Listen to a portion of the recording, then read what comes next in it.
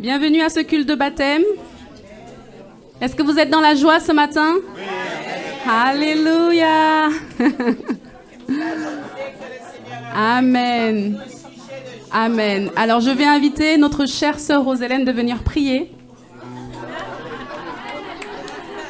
Parce qu'elle a cette joie communicative qu'on aime. Amen. Amen. Alléluia. Gloire à Dieu.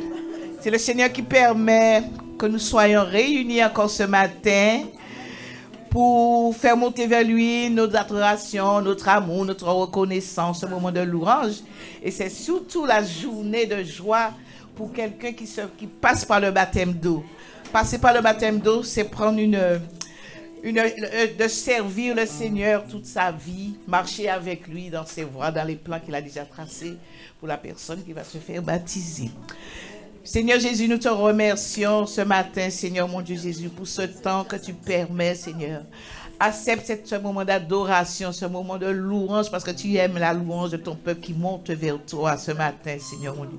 C'est la journée que tu as fait, Seigneur Jésus. Merci, Seigneur, merci de prendre possession de cette matinée, Seigneur. Et que tout ce qui va se passer, Seigneur, que ce sera pour ta gloire, Père. Alléluia. Sois loué, béni, exalté pour qui tu es. Au nom de Jésus.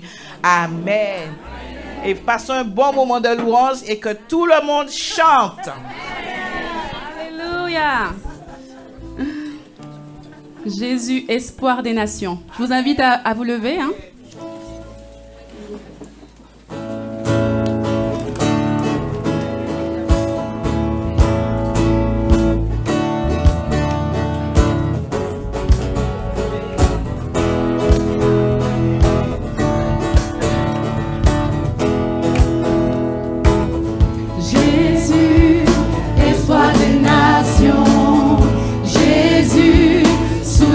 Ceux qui pleurent, tu es la source de tout espoir sur terre.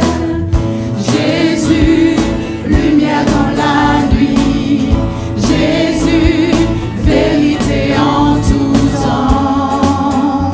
Tu es la source de la lumière sur terre. Tu es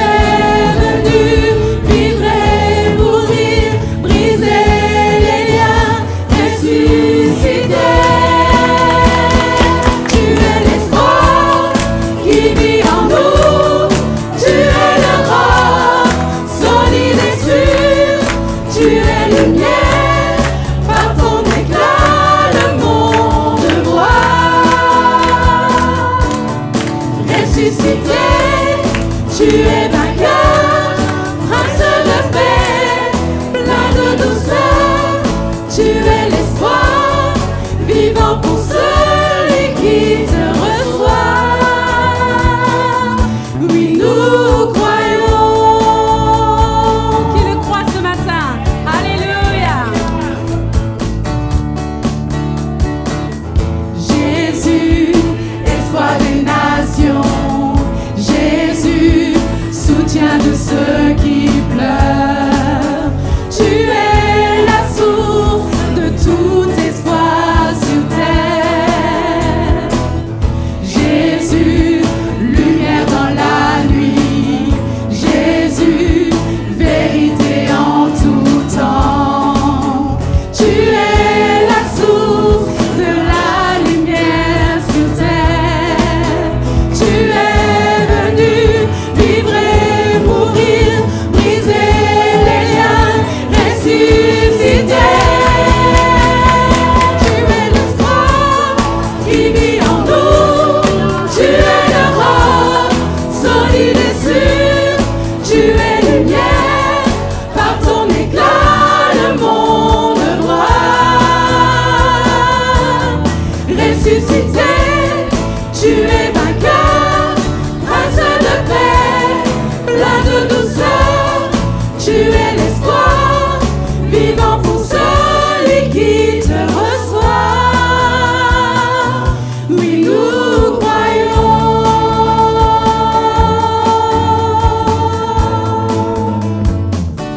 Oui, nous croyons. Alléluia. Alléluia. Oh Jésus. Oui Seigneur, nous croyons que tu es le seul espoir pour ce monde. Alléluia. Nous le croyons Seigneur et nous voulons vivre comme ceux qui croient Seigneur. Nous voulons vivre comme ceux qui croient. Alléluia. Merci Seigneur. Nous te bénissons ce matin pour ta présence et pour la foi que tu vas raviver dans les cœurs. Dans le nom de Jésus, à travers ce qu'on va voir et ce qu'on va entendre. Amen. Seigneur, nous t'aimons. Nous t'aimons, Seigneur. Alléluia.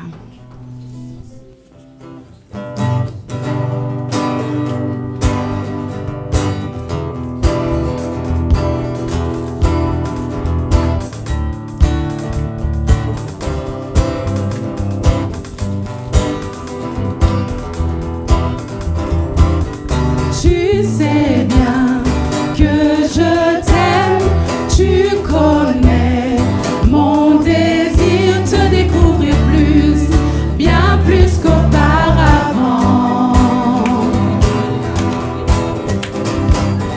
Ces mots viennent de mon cœur, ces mots sont sincères et je vivrai pour toi, je me consacre à toi.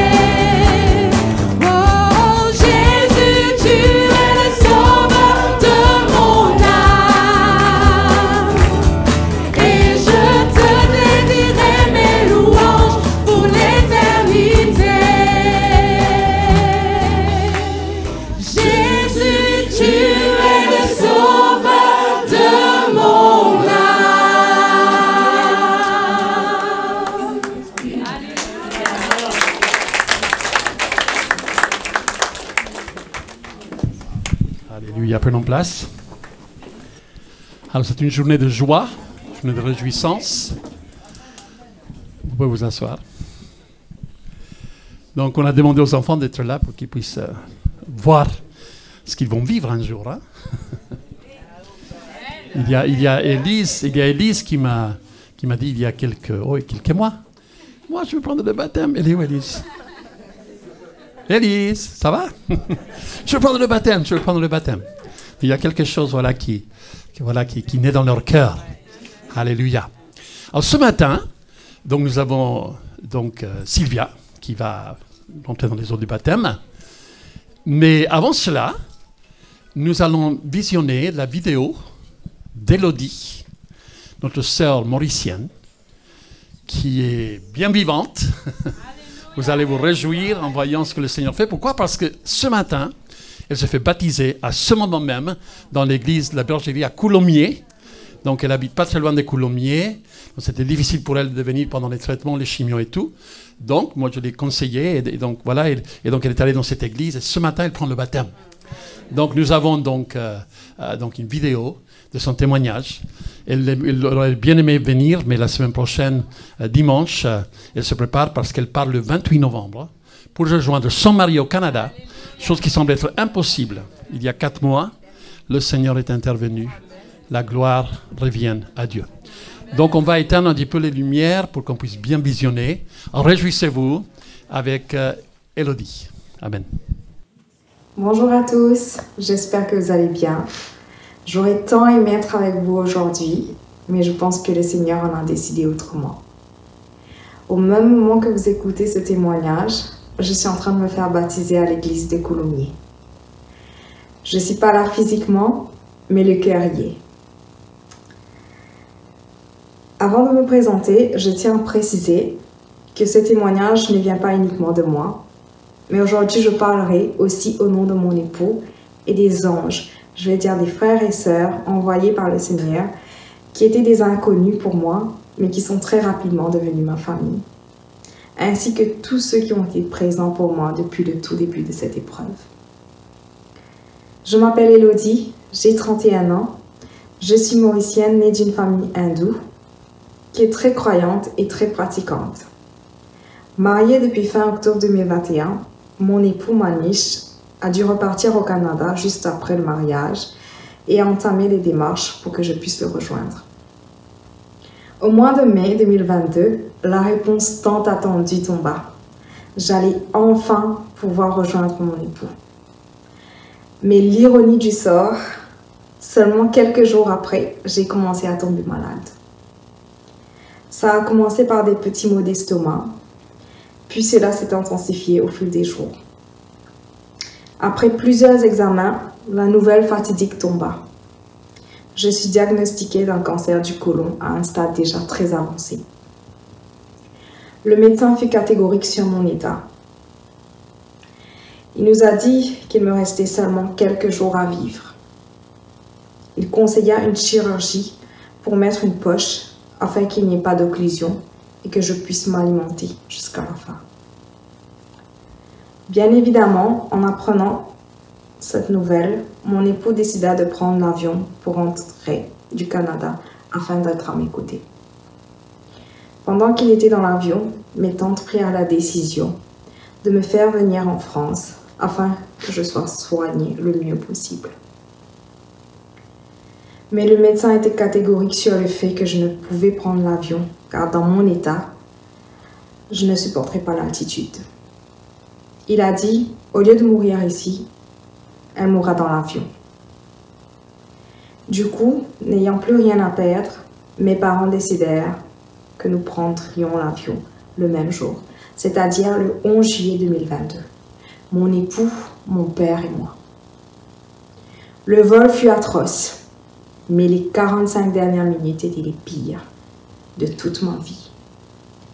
Je croyais fermement que je ne tiendrais pas le coup. À l'aéroport, ma famille était déjà là à m'attendre. En arrivant chez ma tante, à Boulangis, mon état s'empira.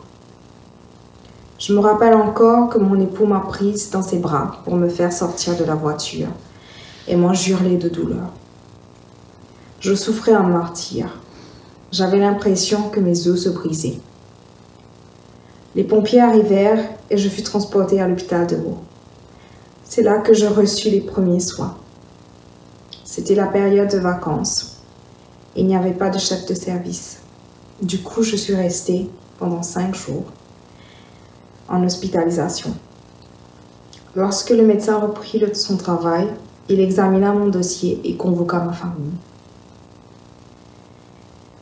Ils les informèrent qu'il avait fait tous les tests nécessaires et qu'il fallait désormais attendre 1 semaine pour qu'il donne son verdict final, c'est-à-dire s'il allait me prendre en charge ou pas. Avant de quitter ma chambre d'hôpital, je reçus la visite de 2 dames qui furent mandatées par ma tante, car ma tante savait qu'elles avaient vécu des grosses épreuves aussi. J'étais loin d'imaginer que ma vie changerait après cela. Je remarquais tout de suite qu'elles étaient des Mauriciennes, tout comme moi. Ce sont les deux anges dont j'ai fait référence au début. Elles se présentèrent à moi, me coiffèrent, puis prièrent pour moi. Ce fut la première fois que j'entendais une prière différente de celle que je faisais, mais surtout à un Dieu que je ne connaissais pas encore. Le Seigneur, le roi des rois. J'avais à mon poignet un cordon rouge qui symbolise la protection dans l'hindouisme. Elles l'ont coupé. En fait, je n'avais plus besoin de cette protection.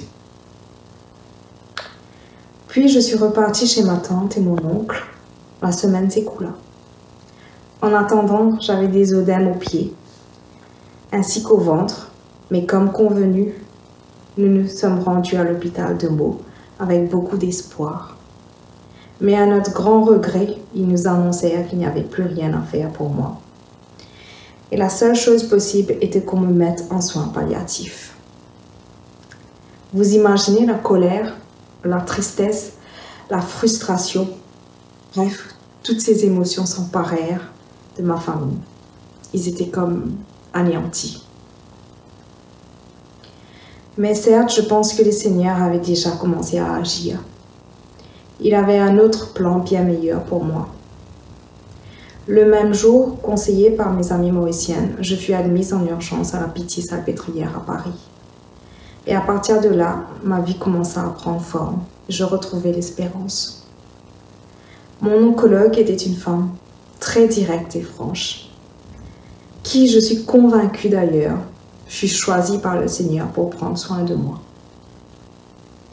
Dès mon deuxième jour d'hospitalisation, qui fut un vendredi, elle commençait à prendre des décisions drastiques me concernant. Dès lundi, je me suis fait poser le cathéter et tout de suite après, j'ai commencé la chimiothérapie.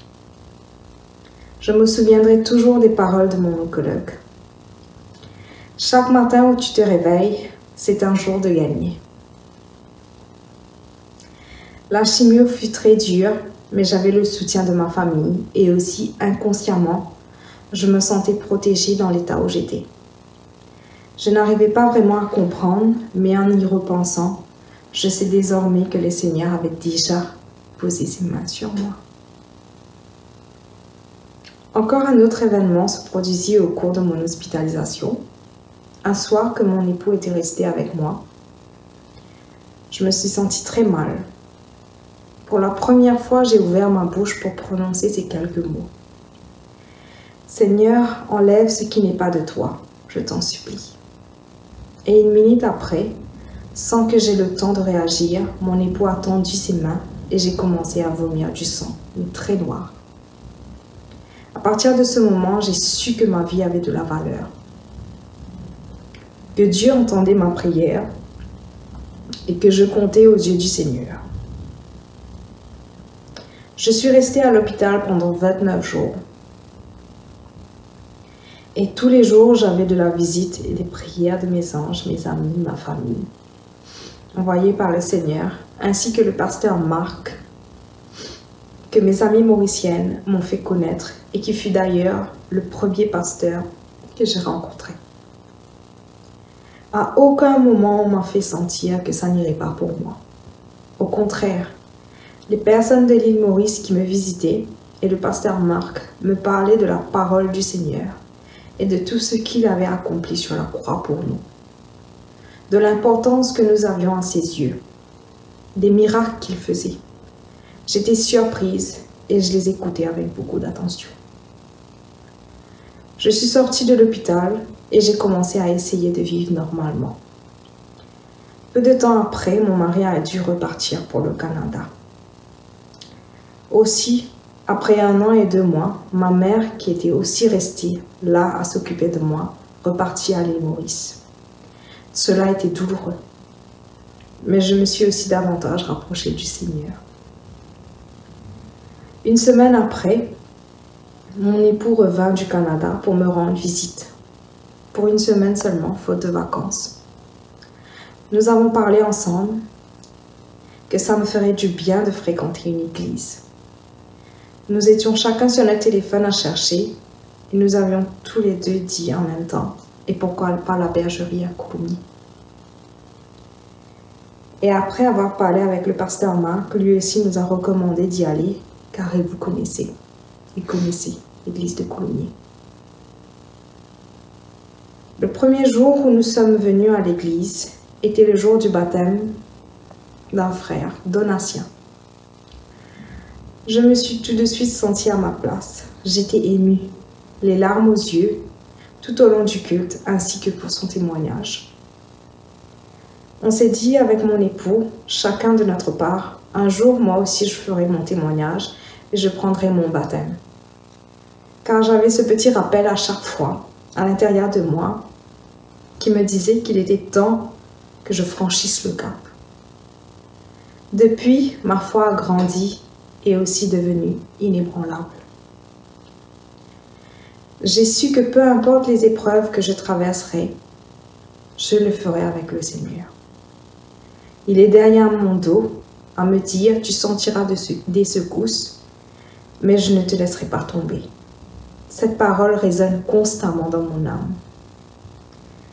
Dans le psaume 37, versets 23 à 24, il dit « Quand la vie de quelqu'un plaît au Seigneur, le Seigneur l'aide à marcher avec assurance.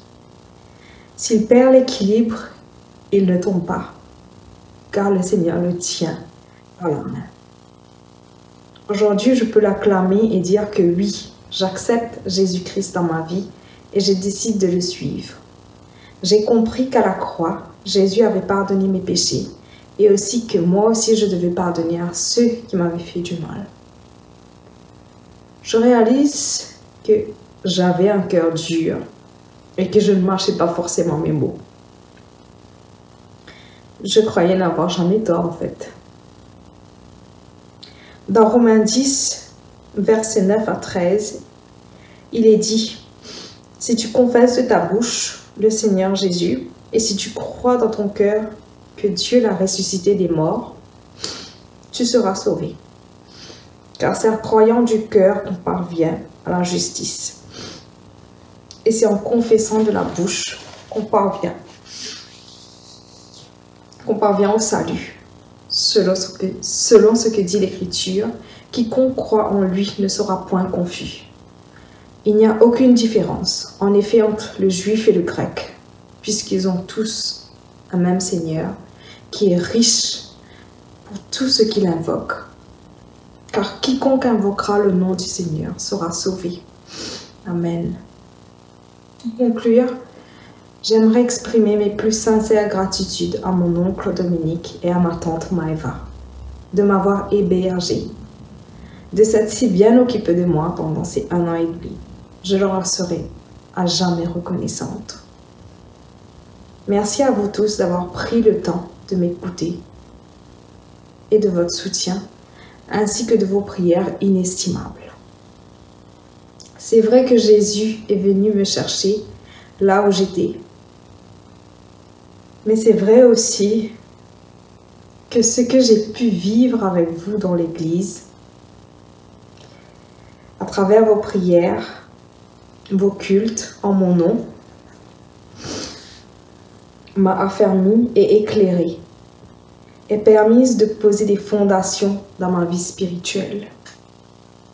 J'avais l'impression que depuis que j'ai rencontré le Seigneur, ma vie était comme un puzzle dont les pièces étaient un peu éparpillées et que depuis je suis parmi vous, le Seigneur a tout remis, toutes les pièces à leur place.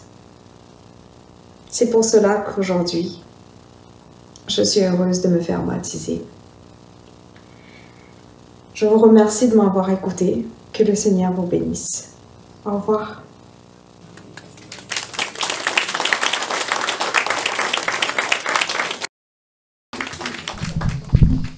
Elle avait l'intention de se faire baptiser avec Manouche, donc au Canada. Mais elle ne savait pas quand elle allait partir. Et tout d'un coup, l'occasion se présentait. Ils ont fait des baptêmes aujourd'hui. Alors sinon, elle allait venir pour témoigner donc, de vive voix. Mais vraiment, donc, c'est une grâce de Dieu. On ne sait jamais ce que le Seigneur est en train de faire. Continuons à prier, à intercéder. Même si tu ne connais pas la personne, ce n'est pas grave. Continue à le faire. Continue à prier, intercéder, insister, frapper à la porte, jusqu'à ce que la porte soit ouverte. Vous savez, quand vous voyez quelqu'un qui est en train de dire, mais je vis mes derniers jours, j'ai plus d'espérance, la médecine donc ne me donne pas beaucoup d'espoir, etc.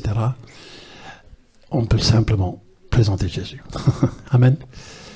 Alors, Sandrine, donc elle va aussi venir pour lui donner son témoignage. Le jour qu'elle s'est fait baptiser, il y a 2 ans. 2 ans dans 2 jours. Donc, voilà, il n'y avait pas la famille de Dieu autour, hein, comme aujourd'hui. Et donc, il m'a demandé est-ce que je peux partager ce que moi j'ai vécu. Donc, Sandrine, tu veux venir? Donne-moi un pupitre. Merci. Bien. Ici, comme ça, tu peux.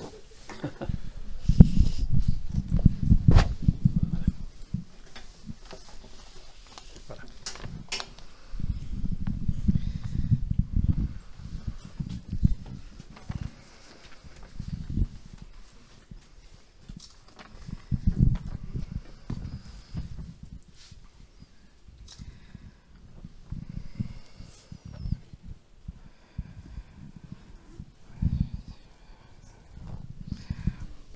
Bonjour, je m'appelle Sandrine, j'ai 46 ans, j'ai été élevée dans la foi catholique, j'ai été baptisée bébé, puis j'ai fait le catéchisme, ma première communion et j'ai voulu faire ma confirmation. J'allais à l'église et je priais Dieu pour lui demander des choses, mais je ne le connaissais pas vraiment et je n'avais jamais lu sa parole. Dans mon enfance et mon adolescence, j'ai subi une vingtaine d'années de harcèlement scolaire et de rejet. J'étais comme prisonnière de la situation et je n'avais pas su y faire face ni demander de l'aide à qui que ce soit. Je ressentais une souffrance tellement forte que je voulais mourir. Mais je n'ai rien tenté de moi-même car je ne voulais pas aller en enfer. Tout au long de mon adolescence, je ne lisais pas la parole car je ne connaissais pas le vrai Jésus.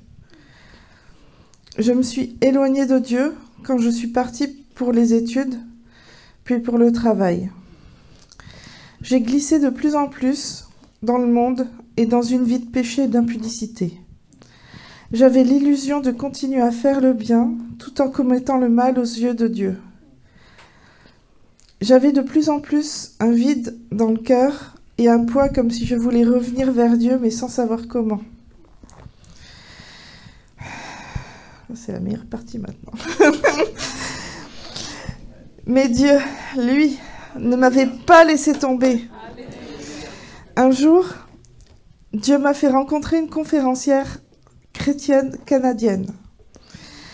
Je pense qu'il a envoyé cette personne à Paris faire des milliers de kilomètres depuis le Canada pour venir me chercher,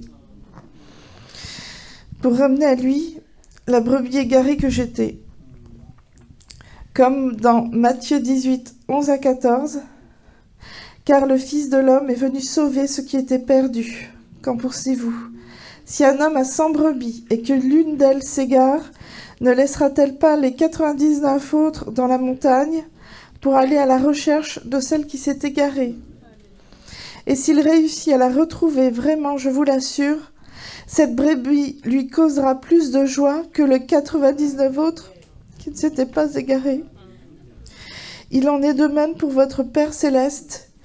Il ne veut pas qu'un seul de ses petits se perde. »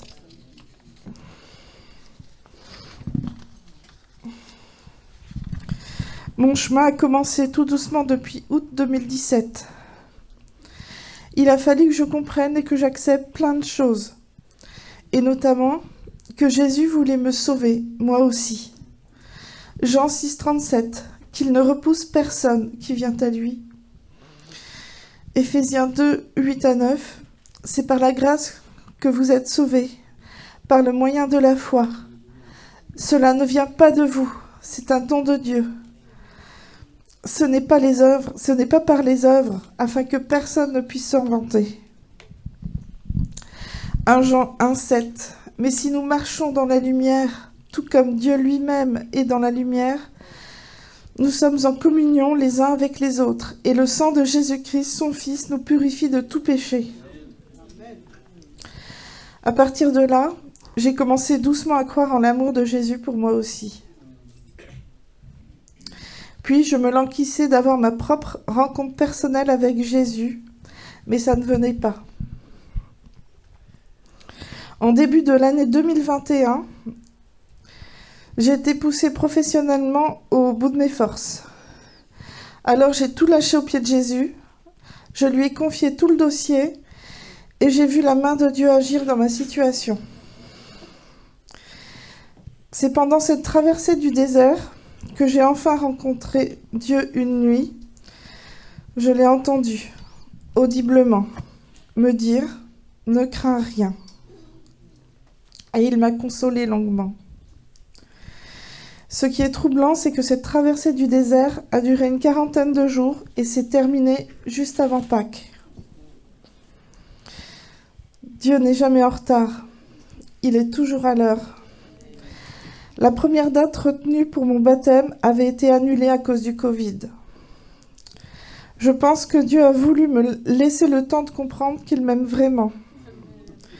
Et comprendre que moi aussi je peux l'aimer vraiment, en toute confiance.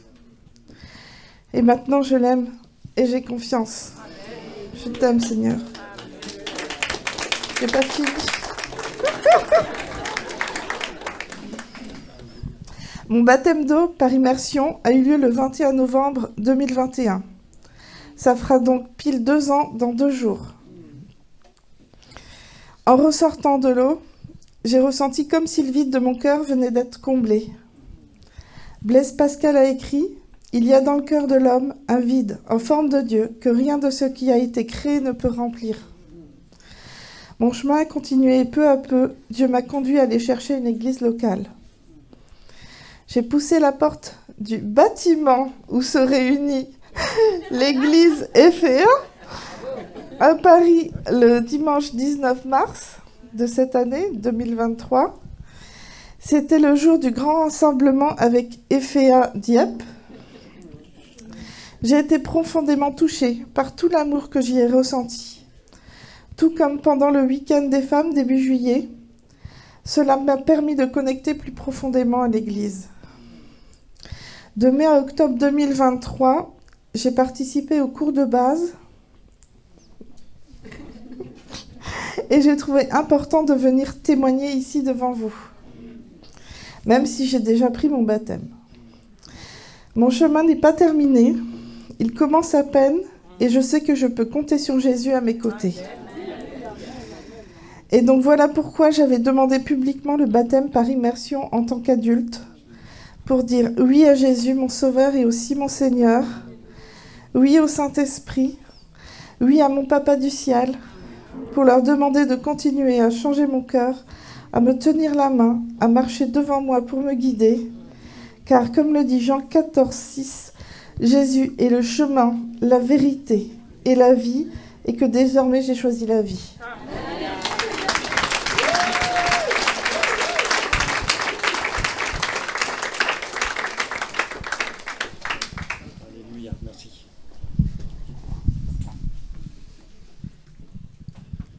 C'est réjouissant, hein? Chacun de nous a une histoire. Et tout simplement, c'est unique, parce qu'on est tous uniques. On est tous différents. On a des arrière-plans différents. On vient avec, voilà, on a été forgés d'une manière différente. Dieu a utilisé nos parents, nos familles, les grands-parents. Donc il y avait ceux qui étaient croyants à leur manière, etc. Mais il y a des choses qui ont marqué. Alors c'est extraordinaire. Amen. On va chanter un chant. Levons-nous. Alors chantons car Dieu est là. C'est Sylvia qui a demandé ce chant avant le baptême.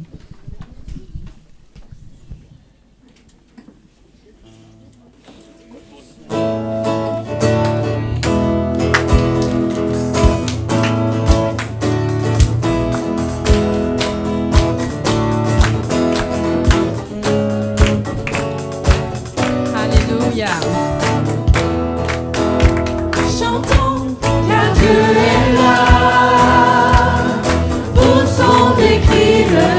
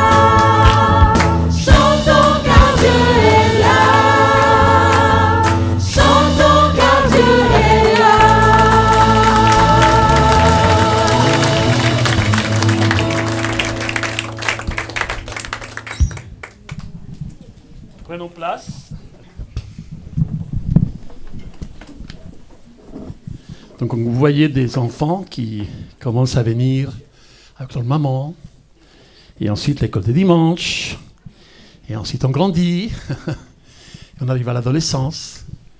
Et là, donc, on voit comment le Seigneur façon de vie. Amen. Donc on va accueillir Sylvia. Tu veux venir? Amen.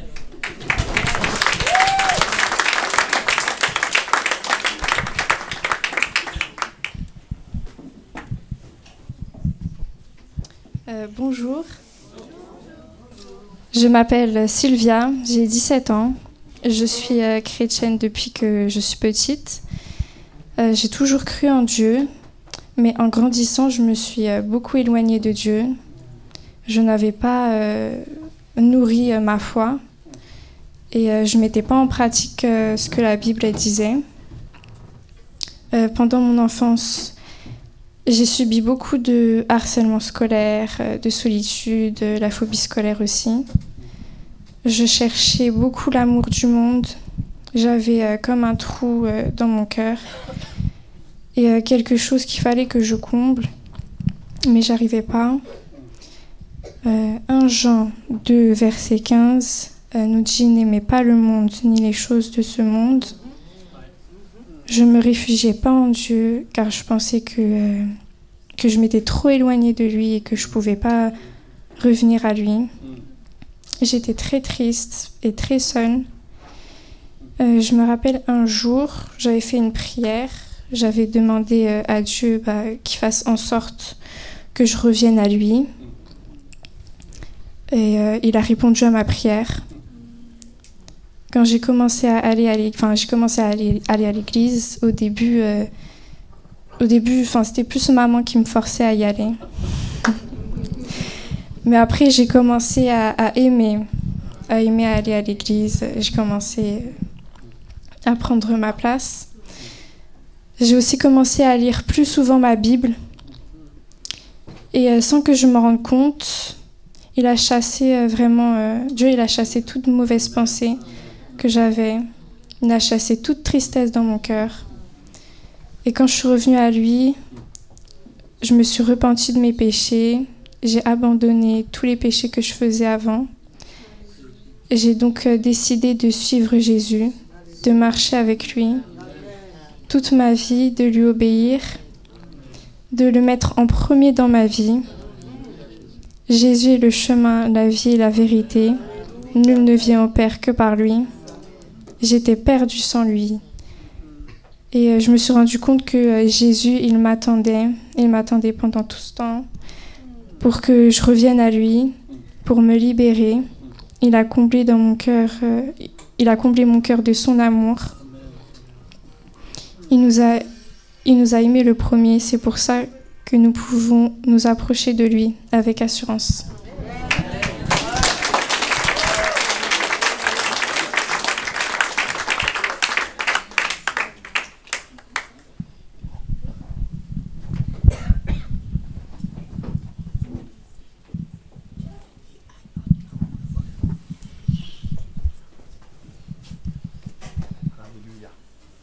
Sylvia, donc, elle a lu les versets. Maintenant, on va donc procéder. L'eau était très chaude hier. Ce matin,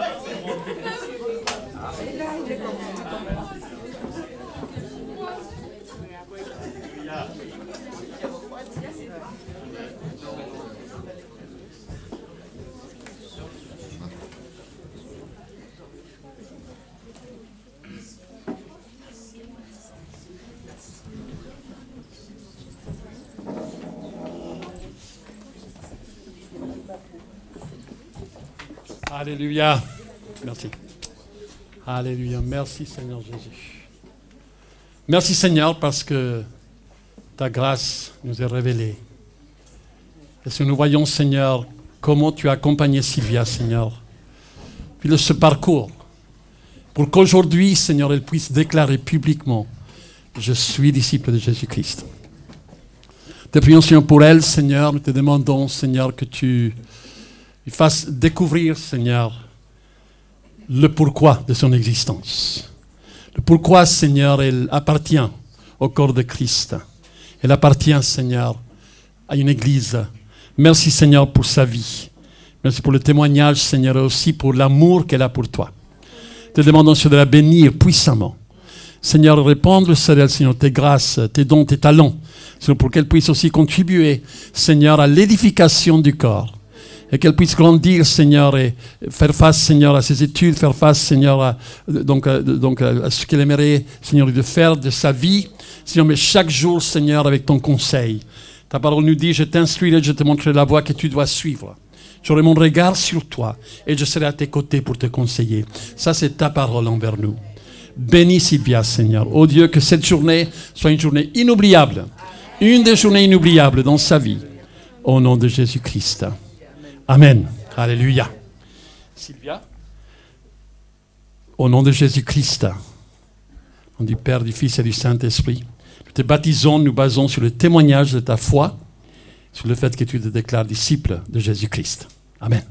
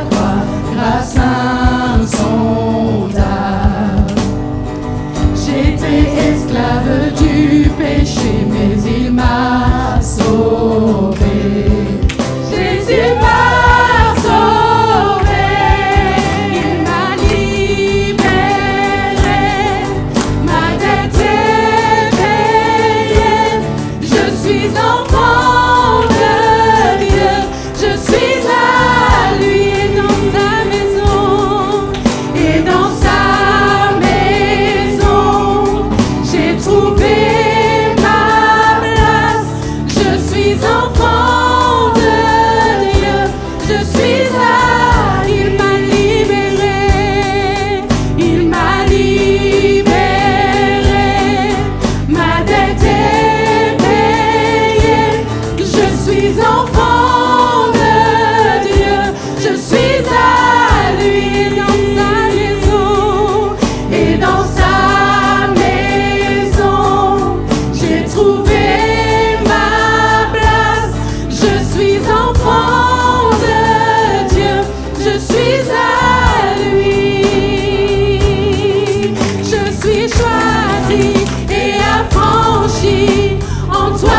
sais qui je suis. Tu es pour moi, pas contre moi. En toi je sais qui je suis. Je suis choisie et affranchie. En toi je sais qui je suis. Tu es pour moi, pas contre moi.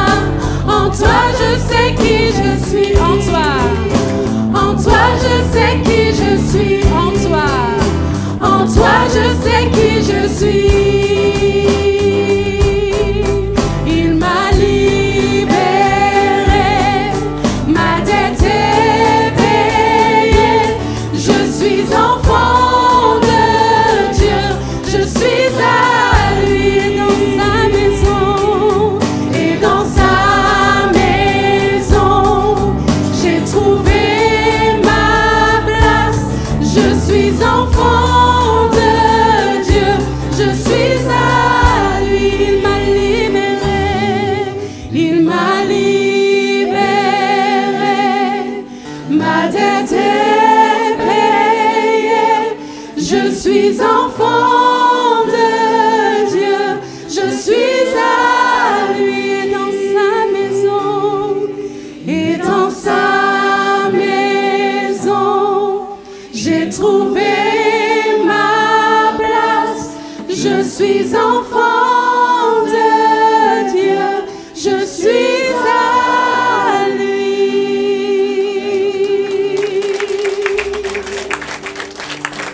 Alléluia. Seigneur, merci pour ces témoignages de vie que nous venons d'entendre, Seigneur. Merci parce que des brebis ont été retrouvées.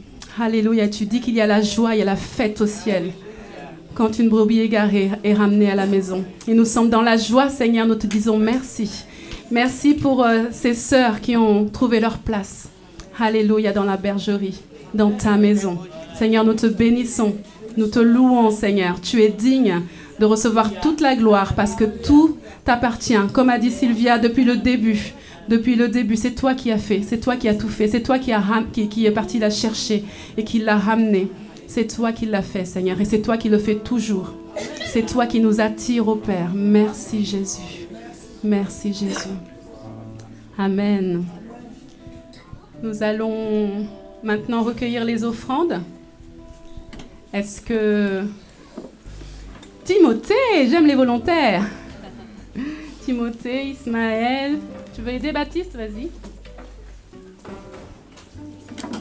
Vas-y. Tu vas les aider, tu vas attendre de l'autre côté. Tu vas accompagner. Je loue ton nom éternel.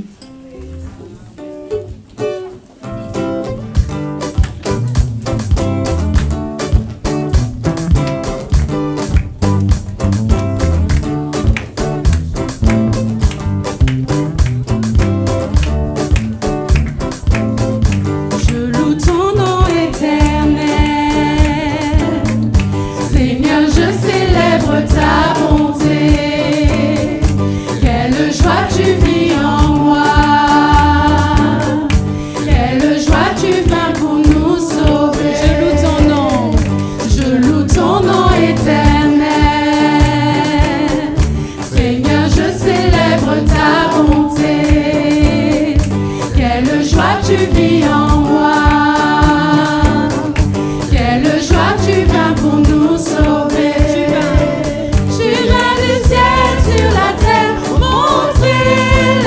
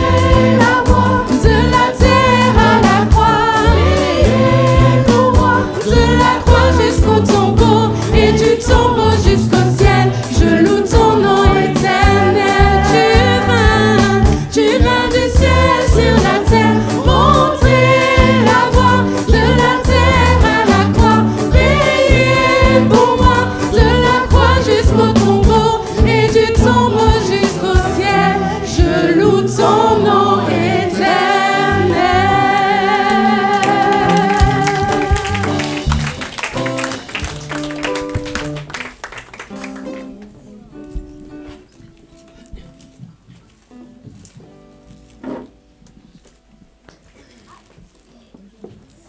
Seigneur, merci. Bénis toutes les personnes qui ont donné et qui n'ont pas donné. Protège-les, guéris-les. Au nom de Jésus, Amen. Amen. Merci. Pose à côté, là. Amen. Alors, vous pouvez prendre place. On va attendre le retour de Sylvia. En attendant, je vais faire une petite annonce. S'il y en a d'autres qui ont des annonces, n'hésitez pas. Dimanche prochain, nous avons notre rencontre de femmes. Qui est déjà venu à une rencontre de femmes? C'est tout? Qui est déjà venu au moins une fois? Ah, donc il y en a plein qui sont jamais venus. Ça va pas du tout, ça. Alors, toutes celles qui ne sont pas venues au moins une fois, vous êtes attendues. Nous avons plein d'amour à vous partager. Donc oui, donc il y a notre rencontre. On essaye de faire à peu près tous les 2 mois une rencontre le dimanche après-midi. Donc après le culte, on prend un temps de communion, on déjeune ensemble, chacune apporte quelque chose à partager. Et ensuite, on a un temps, ça dépend des jours, on a des témoignages, on a des temps de partage, on a des enseignements, on a des... Hein? On s'amuse, on fait des bricolages, on fait des... on rigole bien et on a des temps de prière ensemble, de louanges, etc.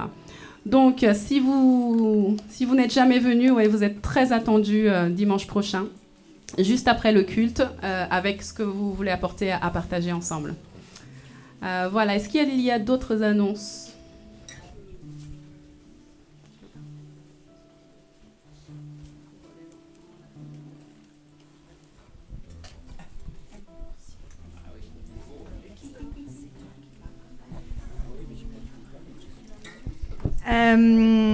Petite news, le spectacle de Noël aura lieu, alors comme d'habitude, c'est le dimanche avant les vacances, donc ce sera le 17 décembre, l'après-midi, donc réservez bien votre date dans votre agenda, parce que donc ce sera le spectacle de l'année des enfants, puis les adultes aussi, vous pouvez participer d'ailleurs, n'hésitez pas, si vous voulez faire quelque chose, un petit chant ou quelque chose, sentez-vous libre. Donc un petit message aussi aux parents. On fait des répétitions donc pendant tous les matins pendant l'école du dimanche. Là, le temps est consacré aux répétitions du spectacle de Noël. J'ai envoyé toutes les dates sur le groupe, mais je les répète. On fera donc la répétition générale donc la veille, donc le 16 décembre, et on les gardera aussi le dimanche après le culte, le 3 décembre. Voilà, vous avez toutes les dates sur le groupe, mais c'est un petit rappel. Donc venez nombreux, invitez vos familles. On va bientôt envoyer aussi des flyers, vous savez comme on fait d'habitude. Donc envoyez ça à tous vos amis par WhatsApp ou dans les boîtes aux lettres pour que le plus grand nombre puisse assister à ce spectacle et recevoir la parole de Dieu. Amen. Alors, dernière annonce avant que Guy prenne la parole. Il y aura aussi, comme l'année dernière, le marché de Noël, le dimanche 10 et le dimanche 17 après-midi. Donc, on va faire comme l'année dernière, pendant même le spectacle, on laissera le marché de Noël parce que ça a permis que des personnes entrent aussi. Donc voilà, si vous avez des petites choses chez vous que vous voulez donner, donc n'oubliez pas que ce sont des choses, c'est un marché gratuit, comme quand on fait le vide dressing. Si vous avez des choses à donner, n'hésitez pas à nous les apporter avant le 10 décembre. Merci beaucoup.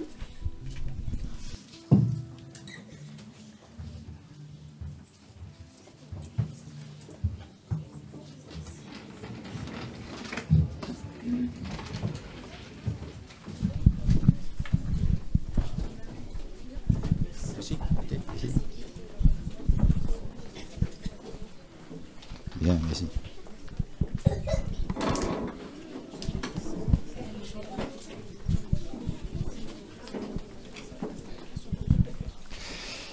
Je n'ai pas besoin de poser la question, est-ce que vous êtes dans la joie hein? Apparemment, ça s'est entendu. S'il y a des gens qui sont passés, ils ont dû dire, tiens, les gens font la fête là. Hein. C'est vrai qu'on fait la fête aujourd'hui. Hein. Et on fait la fête pourquoi ? parce qu'en fait, hein, on veut se réjouir de la décision que Sylvia a prise aujourd'hui, eh bien, de suivre Jésus, de donner sa vie à Jésus et de vivre conformément, comme elle l'a expliqué. On a écouté son témoignage, hein, comment Jésus est venu remplir le vide, hein, qui était en elle. Hein. Elle est jeune, c'est vrai, mais elle voulait vraiment quand même goûter à cette joie et donner un sens à sa vie. Et on est content. Donc, on est là. Merci d'être venu pour être les témoins de ce qu'elle a fait. C'est quand même important dans sa vie pour elle. Hein. Pour beaucoup, ça nous ramène, ça nous rajeunit. Moi, personnellement, ça fait il y a déjà plus de 30 ans. Enfin, elle a 17 ans, moi j'avais plus de 40 ans quand j'ai fait ma démarche. Vous voyez, bon, on fait tous à des âges différents, mais c'est toujours bon de se rappeler. C'est vrai que c'est une étape importante pour elle, c'est vrai. Hein. Bon, et donc, beaucoup connaissent la signification parce que vous êtes passé par là. Mais c'est toujours bon quand même de toujours réexpliquer un petit peu, hein, le sens de cette démarche. Parce qu'il y a beaucoup de questions qui peuvent se poser, hein, surtout à certains qui n'ont pas encore fait cette démarche. Pourquoi se faire baptiser? À quoi ça sert? Est-ce que on a besoin d'être baptisé pour être sauvé? Est-ce que c'est le baptême qui donne la foi? Enfin, des tas de questions. Hein. Donc je vais essayer quand même d'y répondre. Par la parole de Dieu, bien sûr. Déjà, mettre au point, il y a déjà deux choses à préciser. La première chose, c'est que le baptême, eh bien, c'est pas lui qui donne la foi, en fait. Le baptême ne donne pas la foi. Eh oui, ça peut étonner, mais non. Hein. Et Pierre définit le baptême comme l'engagement d'une bonne conscience. Hein. Ce qui veut dire déjà, celui qui s'engage a déjà une bonne conscience devant Dieu. Ce qui veut dire aussi qu'il a conscience de s'engager, donc c'est déjà un adulte, déjà, entre parenthèses. Et s'il a une bonne conscience devant Dieu, c'est que déjà il est en règle avec Dieu. Hein, en ce sens qu'il a la foi, il est né de nouveau, il est converti, on va voir tout ça. Ok? Donc c'est pas le baptême qui donne la foi. Et c'est quoi la conversion? Rapidement, hein, un jour on prend conscience, hein, de l'amour de Dieu. On prend conscience que Dieu nous a tellement aimés, hein, qu'on est face à la croix, on voit les souffrances que Jésus a expiées pour nous. On dit voilà, Dieu m'aime tellement qu'il a enduré ces souffrances-là. Pour moi, pour me libérer de tout cet état, hein, de ma nature pécheresse, de ce péché que j'ai connu. Il m'offre son pardon, il m'offre sa grâce, hein, c'est gratuit, et je suis interpellé. Et là, effectivement, où je prends une décision, où j'accepte, je suis conscient que j'ai besoin de son pardon, hein, et je confesse mon péché, je reçois le pardon de Dieu, et à ce moment-là, hein, Dieu va mettre en moi sa vie, et met une nature nouvelle, comme dit la Bible, une nature qui ne pêche pas. Et donc, hein, et là, c'est ce qu'on appelle la nouvelle naissance. Donc, on est face à un choix, quand on est conscient de l'amour de Dieu, hein, on a le choix d'accepter la paix qu'il nous propose, avec les pardons de nos péchés, hein, et ensuite de passer par ce miracle que Dieu fait, qu'on appelle la nouvelle naissance. Donc, il y a le premier pas qui est la conversion, on revient à Dieu, et ensuite Dieu fait une œuvre, vraiment, c'est un miracle, par son Saint-Esprit, il met en nous sa vie en nous. Et c'est là qu'on devient enfant de Dieu. Hein. Il est bien mis que Jésus avait dit, si un homme, c'est cette nouvelle naissance, ne naît de nouveau, il ne peut rentrer dans le royaume de Dieu. Et la Bible nous dit que, hein, c'est dans Jean, il a donné le pouvoir de devenir, hein, enfant de Dieu à ceux qui le reçoivent, qui n'est une naissance non de l'homme, ni de la chair, mais de Dieu. D'accord. Donc, et cette nouvelle naissance fait qu'on met tout à zéro quelque part. On redémarre sur des nouvelles bases. Hein, moi, je vous dis, moi, j'avais 40 et quelques années. Pour moi, c'était vraiment remettre des compteurs à zéro. Hein. Je vous assure que... et ça fait du bien, parce qu'il y a tellement de gens, on les voit, ils voudraient repartir à zéro. On a envie de dire, oui, c'est possible, c'est possible. Hein, si je voulais prendre une image, c'est un peu comme si Dieu remettait un nouveau logiciel, en fait. Hein. Vous savez, la nouvelle nature, bon, c'est une image. Hein. Excusez, parce que... Bon, c'est mieux que ça, si vous voulez, mais c'est pour donner un peu une idée. Il y a notre ancienne nature qui fait que dans des circonstances, on va agir charnellement et déplaire à Dieu. Mais une fois qu'on est né de nouveau, on peut, eh bien, grâce à cette nature que Dieu a mis en nous, on peut toujours agir conformément à ce qui plaît à Dieu. D'accord ? Donc ça, c'est la nouvelle naissance. Et quelqu'un qui se fait baptiser, il a cette foi, déjà qui ça, et il est converti, il est né de nouveau. Bon. Donc c'est pas la foi c'est pas le baptême qui donne la foi. Autre précision, c'est pas la foi non plus qui nous accorde le salut. C'est pas la foi qui nous, c'est pas le baptême qui nous sauve. Bon. Bien des personnes sont sauvées et n'ont pas été baptisées. Un seul exemple pour comprendre tout de suite. Prenez le larron qui a été crucifié avec Jésus à ses côtés. Il y a l'un des deux qui se moquait, si tu es fils de Dieu, sauve-nous et tout. L'autre a compris qui était Jésus. Il va se tourner vers Jésus, il va dire d'ailleurs à l'autre, il va dire, nous c'est normal, hein, on paye pour ce qu'on a fait. Mais lui, il n'a jamais rien fait de mal. Hein. Lui, c'est pas normal, c'est pas juste. Et il va se tourner vers Jésus, il lui dira, souviens-toi de moi quand tu seras dans ton royaume. Et qu'est-ce que Jésus lui dit? Il lui dit, va te faire baptiser. Bon, dans la circonstance, bon, ça aurait été difficile. Hein. Bon, il dit, aujourd'hui même, tu seras avec moi dans le paradis. Bon, c'est-à-dire que, et entre parenthèses, il n'a pas dit, tu vas passer au purgatoire non plus pour expier tes fautes. Non, non. Il a tout accompli, hein, parce que, bon, je le dis au passage, le purgatoire n'existe pas. Mais non, hein. Jésus a tout accompli, il n'y a rien à ajouter. Quand on décède, on a fait la paix avec Dieu, on l'a pas fait, après il est trop tard, effectivement. Bon, donc le baptême n'accorde pas le salut en fait. Je dirais, sauf, enfin, en certaines circonstances. Parce que vous allez comprendre que lorsqu'on découvre qui est Jésus, lorsqu'on découvre ce qu'il attend de nous, normalement, hein, on passe par le baptême. Mais quand vous faites ça sur votre lit d'hôpital, qui est pour vous votre lit de mort parfois, c'est-à-dire que peu de temps après vous décédez, physiquement vous ne pourrez pas vous faire baptiser. Mais qu'est-ce qui compte pour Dieu? C'est le cœur en fait. C'est le cœur. Bon, vous êtes en fin de votre vie, vous êtes dans une situation physique où vous ne pouvez pas vous faire baptiser, c'est pas grave. Dieu il voit votre cœur, c'est vrai. Mais est-ce que le baptême c'est important quand même? Eh ben oui. Pourquoi se faire baptiser? Je repose la question.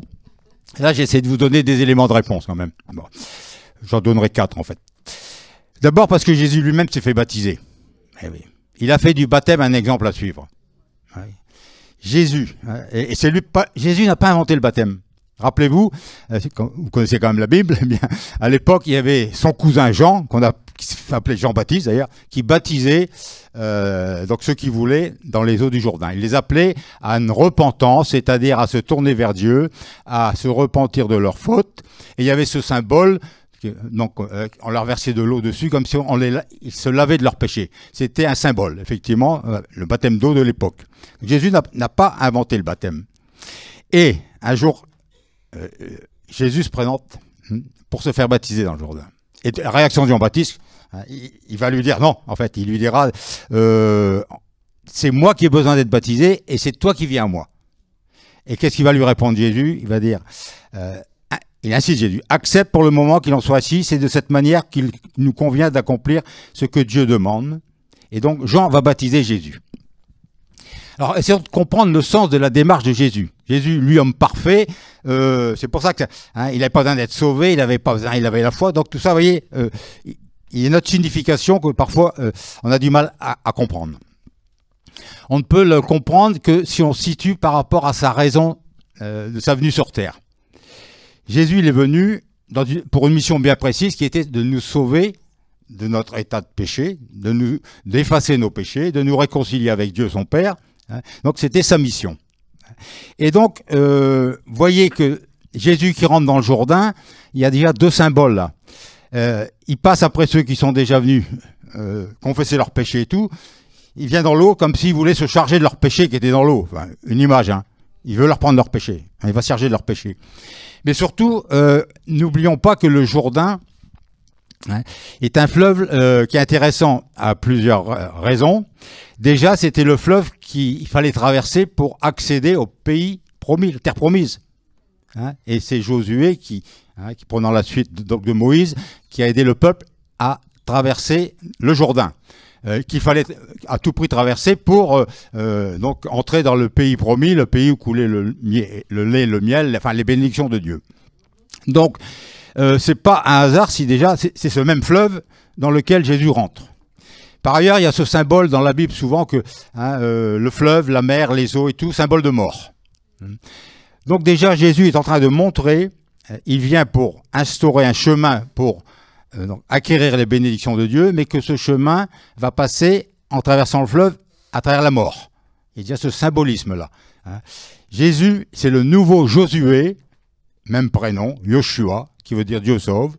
Nouveau Josué qui veut nous amener, nous, dans le pays des promesses de Dieu, dans le royaume de Dieu. Vous voyez ce symbolisme-là. Donc Jésus se fait baptiser, il montre par sa démarche la raison de sa venue, de sa mission. Okay. Donc sa première raison, il donne l'exemple à suivre. Deuxième élément de réponse, il en fait donc une ordonnance, c'est-à-dire il dira à ses disciples, allez baptiser tous ceux qui croiront en moi, faites des disciples, baptisez-les au nom du Père, du Fils et du Saint-Esprit. Il donne la mission à ses disciples de baptiser tous ceux qui croiraient en lui. Celui qui se fait baptiser marque son obéissance à Jésus. Et marquant son obéissance, marque aussi la façon dont il répond à l'amour de Jésus pour lui. Donc ça, c'est quand même important. Et Jésus a dit baptisez-les. Je m'arrête sur le mot baptiser. Enfin, vous savez bien, c'est pas asperger-les. Le mot baptiser, ça veut dire vraiment immerger dans l'eau. C'était plongé. C'est le mot qui était utilisé en grec pour désigner les cornichons qui trempent dans un pot de vinaigre. Ils sont immergés, ils sont baptisés dans le vinaigre. Il n'y a pas meilleur endroit que la rue des Vinaigreries. Bon, bah oui, faut le faire. Bon. Mais donc c'est immergé. Donc c'est pas quelques gouttes d'eau sur le front. Ok, d'accord. On va revenir sur le sens après. Donc ça c'est la deuxième raison. Troisième élément de réponse, c'est que justement par cette démarche, on veut manifester publiquement la volonté de s'engager pour suivre Jésus, pour mener une vie de disciple. Vous savez, quand Jésus sillonnait les routes, là, il y avait beaucoup de gens qui le voyaient passer, il y avait beaucoup de curieux, beaucoup de gens intéressés, ils écoutaient ses messages, ils le voyaient faire des miracles. C'est vrai. Certains même savaient qui il était. Rappelez-vous le jour des rameaux, là, Hosanna, fils de David, on l'acclamait et tout. Ok. Mais entre acclamer Jésus et décider ensuite de le suivre, vous savez, ça change tout dans la connaissance qu'on peut avoir. On voit passer quelqu'un qui est connu, on le connaît, beaucoup connaissent toute la vie de Jésus. Ce qu'il a dit, ses miracles, sa mort, on connaît tout. Mais c'est pas pour autant qu'il y a cette connaissance intime. C'est que le mot connaître en français, c'est naître avec, en fait. Seuls les disciples qui passaient leur journée avec Jésus, du matin au soir, partageaient ses joies, ses peines, tout ce qui était Jésus, tout ce que Jésus avait à leur partager, c'était dans une relation vécue du matin au soir. Il fallait le suivre. Rappelez-vous ce jeune homme-là qui un jour vient trouver Jésus. Il dit, qu'est-ce qu'il faut faire pour avoir la vie éternelle? Jésus lui dit, observe la loi de Moïse, les commandements et tout. Ce jeune homme lui dit, c'est ce que j'ai fait depuis que je suis né. Et il disait vrai. Jésus a jeté sur lui un regard. La Bible dit, il l'aima. C'est-à-dire que c'est un homme bon, il avait toutes les qualités, mais il va lui dire, si tu veux être parfait, parfait au sens de pleine maturité spirituelle, c'est pas parfait sans faute, maturité. Tu vends tout ce que tu as et tu me suis. L'air de dire qu'il n'y a qu'en me suivant que tu pourras effectivement mieux me connaître. Et donc on connaît l'épisode, ce jeune homme, il n'a pas suivi Jésus parce qu'en fait, il avait de grands biens, il y avait un choix à faire, et c'est un choix qu'il n'a pas su faire. Ça veut dire que si on se décide à suivre Jésus, donc on le manifeste par le baptême, mais surtout, on est conscient qu'il y aura un choix à faire, un renoncement. Et le premier renoncement, c'est de renoncer à soi-même.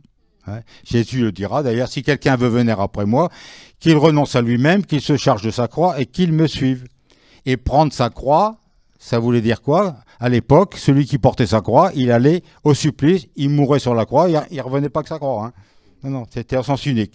Donc c'est ce sens-là, c'était mourir à soi-même. Ok? Bon.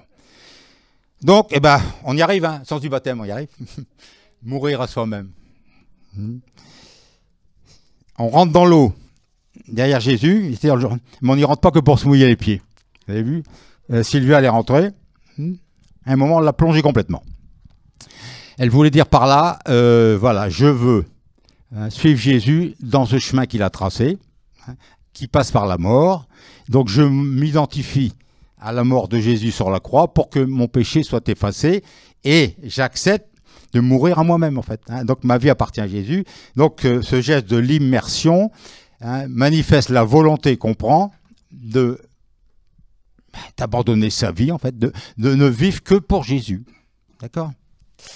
Et là, permettez-moi de vous relire. La signification, elle est donnée. Paul la donne en Romains 6. Je vais vous lire quelques versets. Tout est dit. C'est Romains 6, à partir du verset 3. Ignorez-vous que nous tous qui avons été baptisés en Jésus-Christ, c'est en sa mort que nous avons été baptisés. Nous avons donc été ensevelis avec lui par le baptême en sa mort, afin que comme Christ est ressuscité des morts par la gloire du Père, de même nous aussi nous marchions en nouveauté de vie.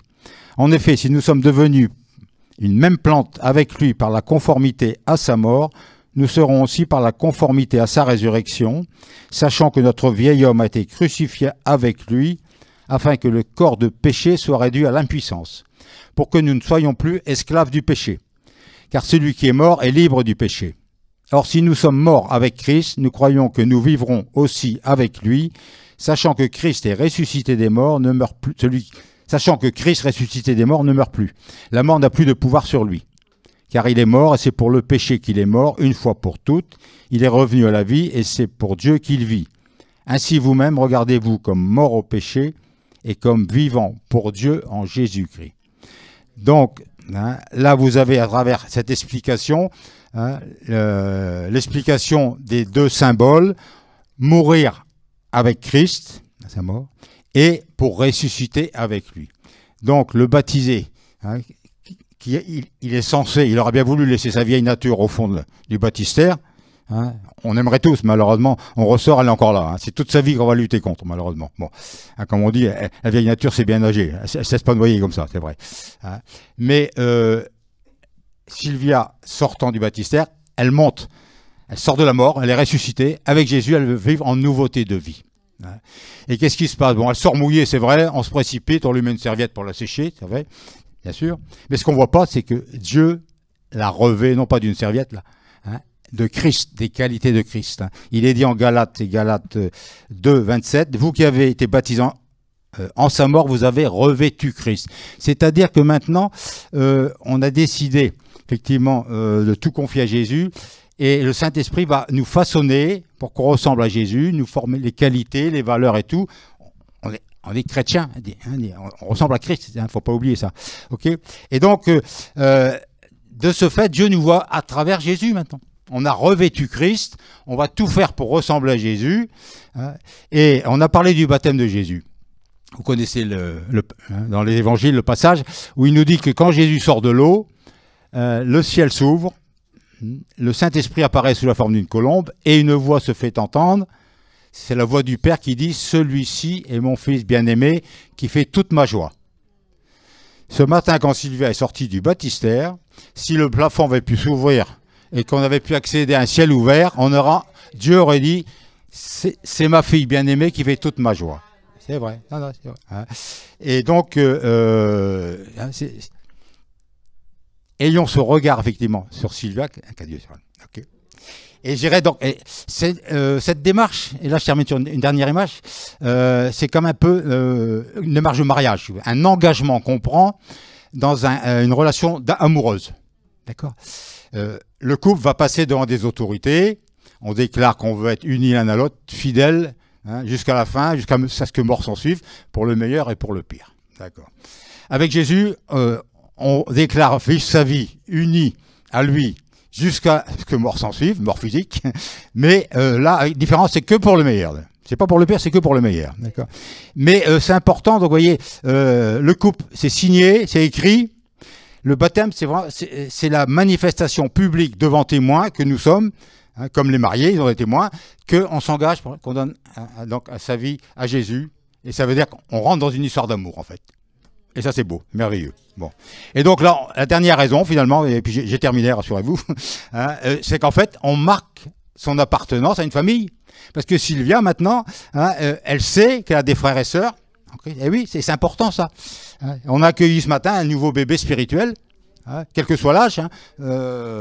Bon, mais spirituellement, c'est un bébé. Et nous sommes les aînés. Nous qui avons déjà un certain nombre d'années de marche avec le Seigneur. On est là pour prendre soin de la petite sœur. Le bébé, c'est toujours le plus beau, On sait que ça dit toujours. Dieu sait que ça dit. Bon, et ayons-nous sur Sylvia les regards que Dieu a sur elle maintenant. Et veillons sur elle et pensons à la nourrir aussi des fois la parole dans nos relations. Bon, on se soucie qu'elle grandisse, que tout va bien, quoi. C'est important. Ça, c'est notre responsabilité. Vous n'avez pas d'excuses. Vous étiez là, vous étiez témoin, vous avez vu, vous avez entendu. Maintenant, donc c'est une responsabilité. Voilà. Et il ne faudrait quand même pas terminer sans m'adresser à vous qui avez déjà fait la démarche, il y a X années peut-être. C'est toujours l'occasion de se rappeler que ce jour-là, eh bien c'est vrai, notre cœur a été brûlant d'amour. Et on a éprouvé, ce qu'éprouve Sylvia ce matin, est-ce qu'on éprouve toujours, hein, est-ce qu'a rappelé aussi donc Sandrine, c'est vrai, hein, mais attention, parfois ça se refroidit un peu, faut pas.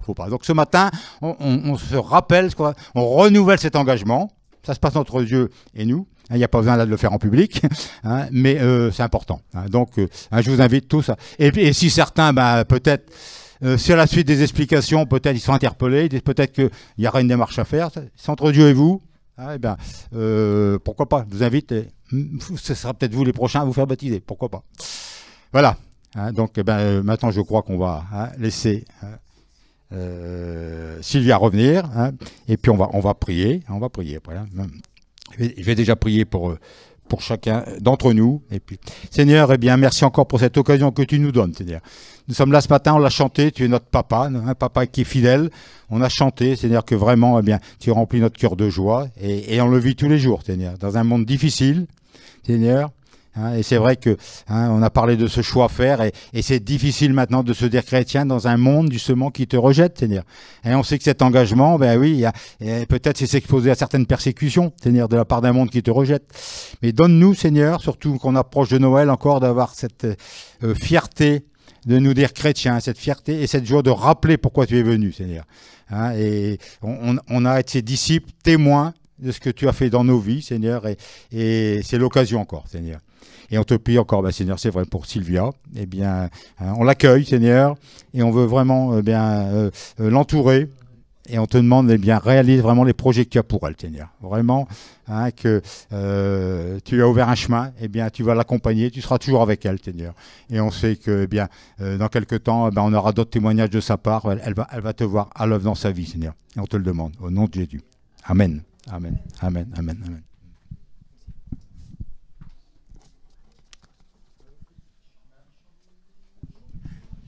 Je sais pas si j'ai prévu un chant, peut-être non. Je vois que Marc attend. Je pense qu'il veut faire une entrée en musique.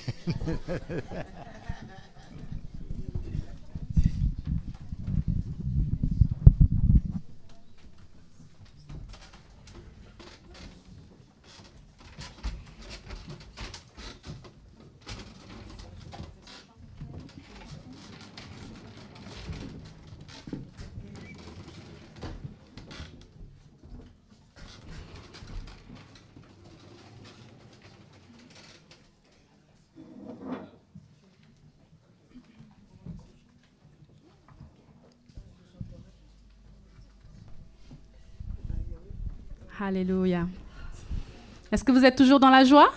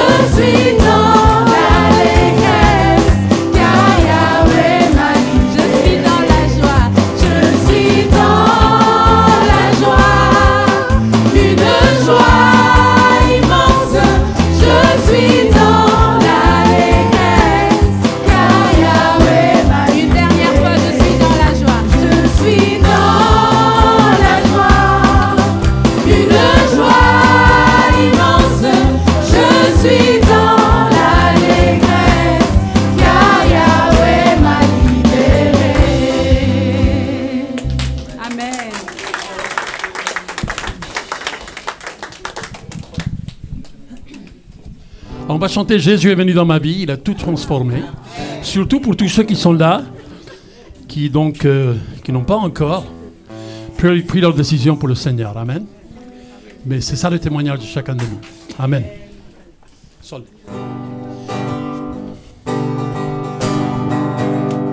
Alléluia Seigneur. Jésus est venu dans ma vie et il a tout transformé. Jésus est venu dans ma vie et il a tout bouleversé. Avant j'étais dans la tristesse, maintenant je suis dans l'allégresse. Car Jésus est venu dans ma vie et il a tout transformé. Je m'en souviens de ma vie sans Dieu, sans amour et sans paix, essayant toujours d'avoir le vrai bonheur sans jamais y arriver. J'ai trompé tous mes amis, disant que j'avais trouvé la vie. Mais en fait je ne l'ai jamais eu jusqu'au jour où Jésus m'a sauvé. Et maintenant je chante. Jésus est venu dans ma vie et il a tout transformé. Jésus est venu dans ma vie et il a tout bouleversé. Avant j'étais dans la tristesse, maintenant je suis dans l'allégresse. Car Jésus est venu dans ma vie et il a tout transformé. Dis-moi si tu n'es pas fatigué de tous tes malheurs, disant que tu veux de Dieu mais sans jamais vouloir lui donner ton cœur. Viens aujourd'hui et aime-lui ta vie, car il te donne la vraie harmonie. Et je t'assure qu'à partir de ce jour tu trouveras le vrai bonheur. En espagnol. Cristo ha llegado a mi vida, ha llegado a mi ser. Cristo ha llenado mi vida con su santo poder.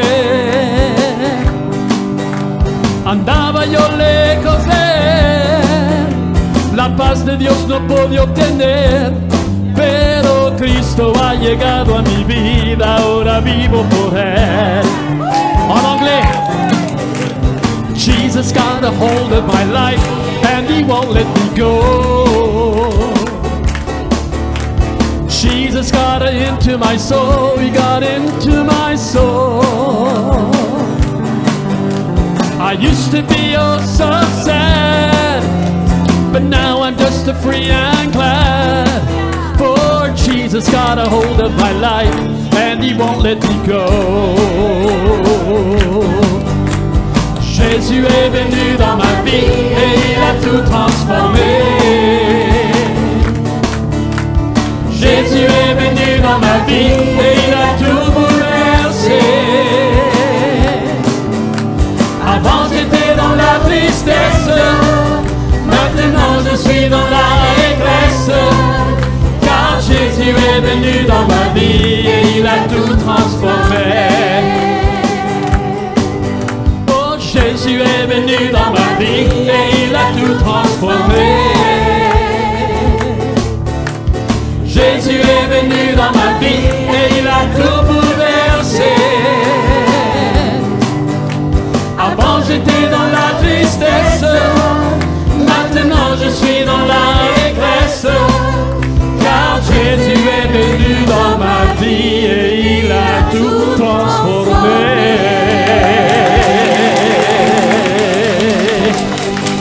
Alléluia. Alors dites à la personne à côté de vous la date de votre baptême. Allez-y. L'année, au moins l'année. Au moins l'année. L'année de votre baptême. Ok. Formidable. Alors, personne n'a dit à notre sœur habillée en bleu, Steven. Jésus est venu dans ma vie et il a tout transformé. Jésus est venu dans ma vie et il a tout bouleversé. Avant j'étais dans la tristesse, maintenant je suis dans l'allégresse. Car Jésus est venu dans ma vie et il a tout transformé. Encore une fois. Oh, Jésus est venu dans ma vie et il a tout transformé. Jésus est venu dans ma vie et il a tout bouleversé. Avant j'étais dans la tristesse, maintenant je suis dans l'allégresse. Car Jésus est venu dans ma vie et il a tout transformé.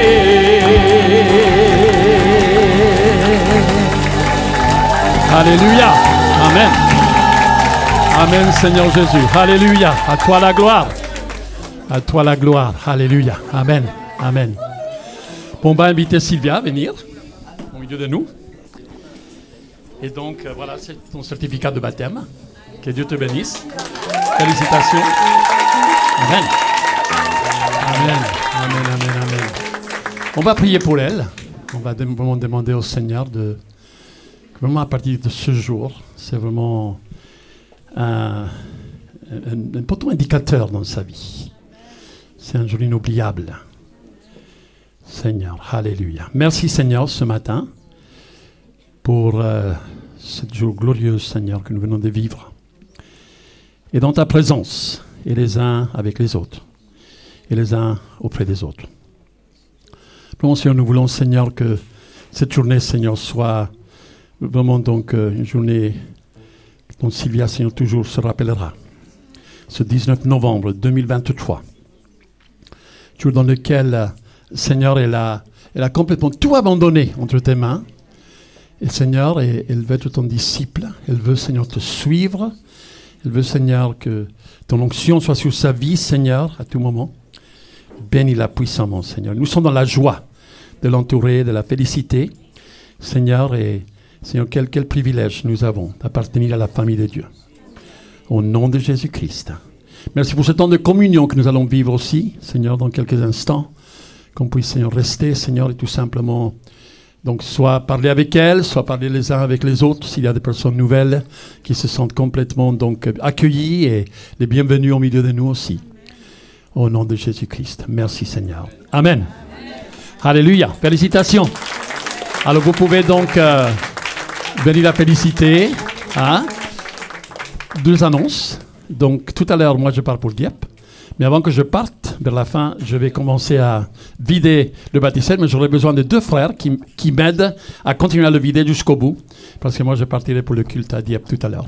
Et aussi, mardi soir, nous avons la réunion de prière, alors dans laquelle le Seigneur est en train de nous parler, jour après jour. Soyons fidèles, soyons présents. Si vous avez des semaines de vacances, venez à la prière. Donc, le mardi soir, le Seigneur est en train vraiment de nous rencontrer. Amen. Dieu vous bénisse et voilà, vous pouvez venir et donc féliciter Sylvia. Venez, entourez-la.